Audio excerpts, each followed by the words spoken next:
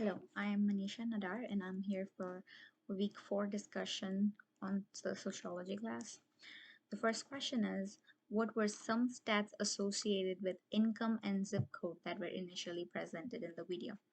So there were stats shown about the household incomes and how the areas are differentiated based on how the areas basically represent different things based on what kind of neighborhood it is. So the first place was in Virginia, and the household incomes were average of $73,000, and then the percentile income was 99 percentile, and the incarceration rate was below 1%. Whereas in DC, in the city, it was the household incomes were 23,000 dollars average per annum, and percentile income were fourth percentile. Incarceration rate was 4%, and a teenage birth rate was 40%. Question number 2, what did Fabiola say was characteristic of better neighborhoods in her observation? So in the video, Fabiola mentions about the parks and library that they used to go for on weekends, Saturdays, and how she noticed that there were more trees, that she was able to breathe better, and there someone cared enough to beautify the area.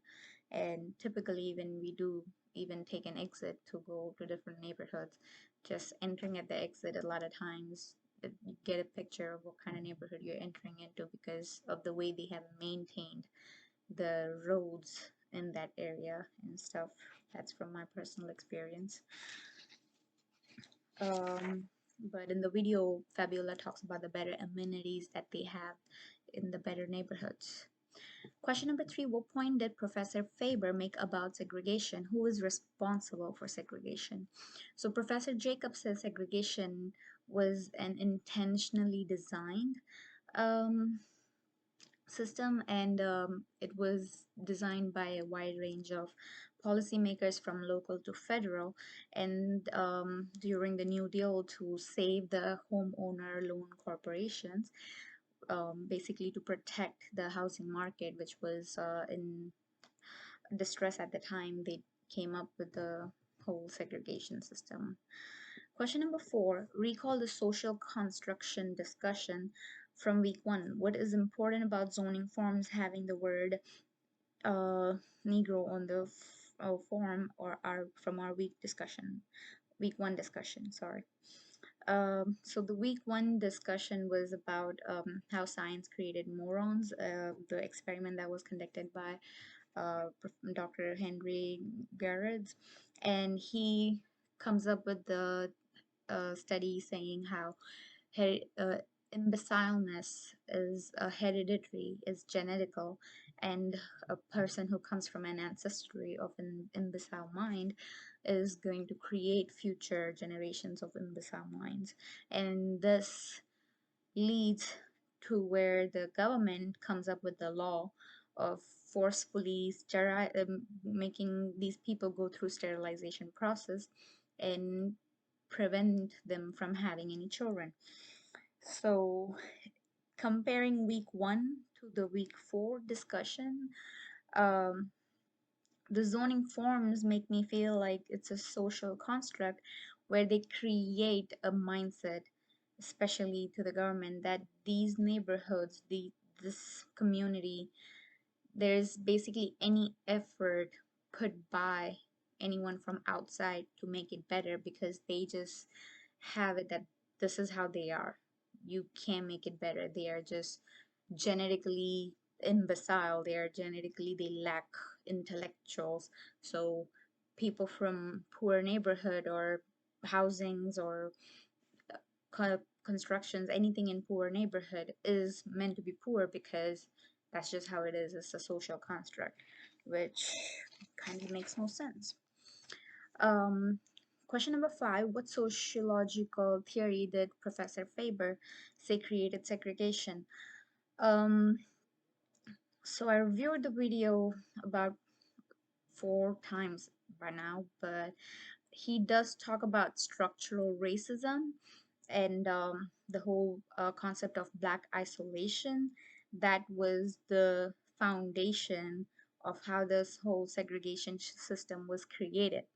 It was mainly focused on the black community, and they, even on the forms, it said the number of black people in this neighborhood, them and like invading slowly into the good neighborhoods is terrific. It's threatening and stuff like that.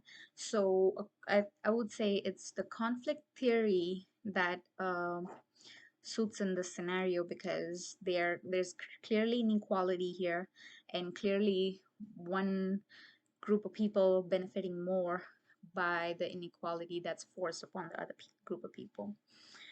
Question number 6. What do the testers do for the Fair Housing Justice Center, and what point was made about white supremacy in this segment? So the testers basically um, need to, their job is to find out what do these property managers and agents and housing owners state or claim that the market price is to people of different community, and they go in as a buyer and find out if they are being fair to people of all races and ethnicities. And Mr. Craig Waltzko, who is a white male himself, has clearly stated that when someone tells him that white supremacy is a myth, he tells them to come into his job just for 30 minutes, because he is aware of the fact that there are more opportunities and more access given to him comparing to his coworker. So white supremacy is not a myth. Question number 7. How much are black homes worth relative to white homes if the neighborhood is 50% black? According to the video, uh, it shows that a neighborhood that has a black population from somewhere between 0 to 1%, the houses are worth somewhere about $341,000.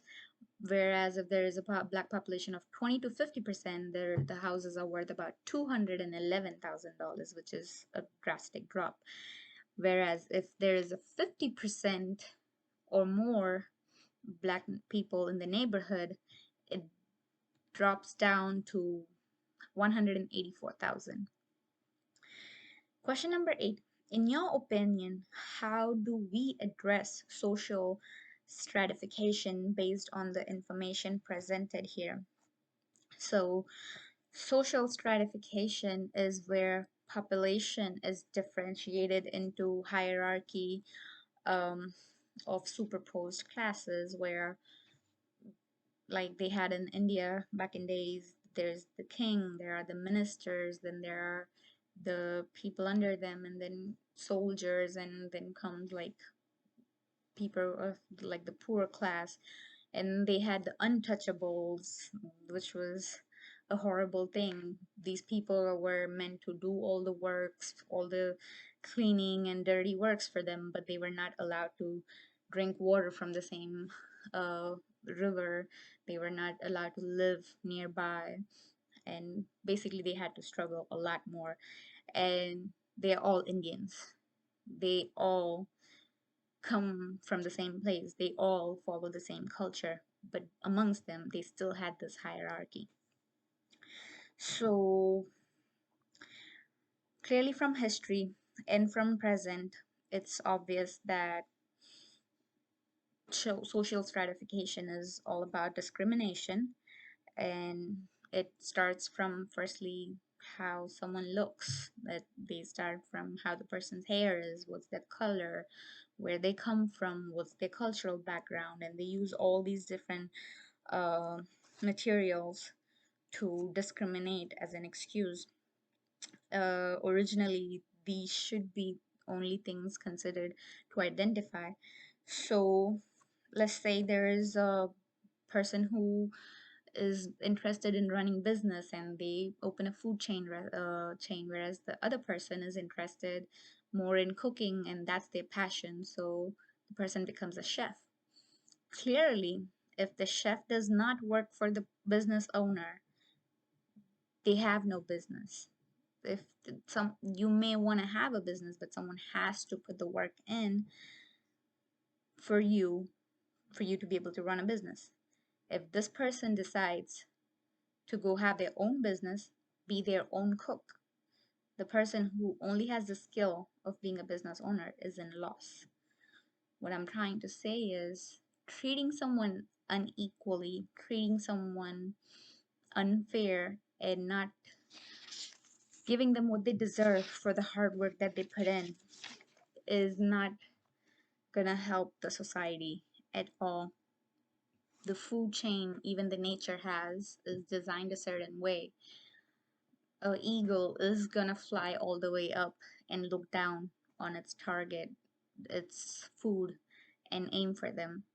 But that does not, for an animal to hunt for the need of having to be fed is different than for them to kill just for the sake of it, just to enjoy of it. And I have recently learned, this was from the show Criminal Minds, where they said only humans are the animals that kill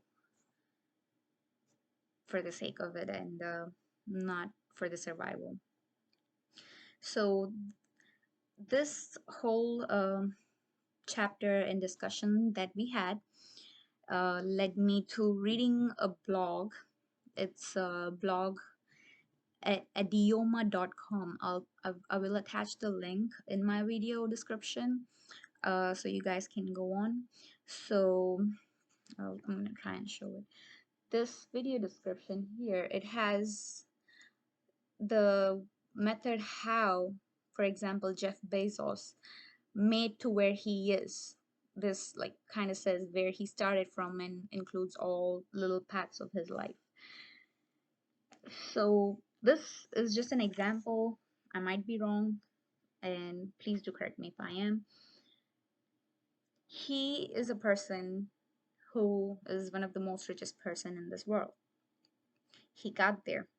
Now people say he has better life, he has better resources than most of the people, like someone like myself who's still trying to get through school. He Just because a person is rich does not mean that they didn't work hard for it. They clearly did. But when I went through this blog just now, it showed that his parents invested $100,000 initially for him to start the business. That is getting over a hump. People in the poor neighborhood can constantly keep trying to become better, but someone needs some kind of help, like a person needs education to get better job, a person needs a car to be able to go work every day and make money. Poor people are not poor because they are lazy. Their resources are limited, and when the person's need is addressed and the person's need is helped with, there are high chances that we may not have to have neighborhoods that's better and that's bad or hazardous. Thank you.